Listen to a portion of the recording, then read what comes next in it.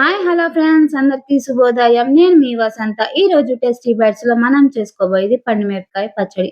మా శ్రీవారు మార్కెట్‌కి వెళ్తే ఇలా పండుమిరపకాయలు కనపడ్డాయని తీసుకొచ్చారనమాట. ఇప్పుడు వీటిని శుభ్రంగా కడిగేసి, తొడాలు తీసేసి, శుభ్రంగా తుడిచేసి ఇలా ఎండలో అయితే ఆరబెట్టేసాను. ఇప్పుడు వీటిని పచ్చడి కింద పచ్చడి చేసేయాలనమాట.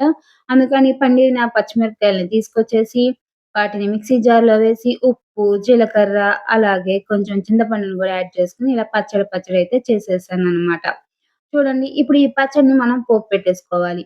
అందుకని స్టవ్ ఆన్ చేసుకొని, కడాయి పెట్టేసుకొని, కొద్దిగా వేరుశనగ నూనెను గూడా యాడ్ చేసుకొని, కొంచెం నూనె హీట్ అయిన తర్వాత అందులో పోపు దినుసులను గూడా యాడ్ చేసుకొని, చక్కగా వేగేదాకా వాటిని వేయించుకోవాలి.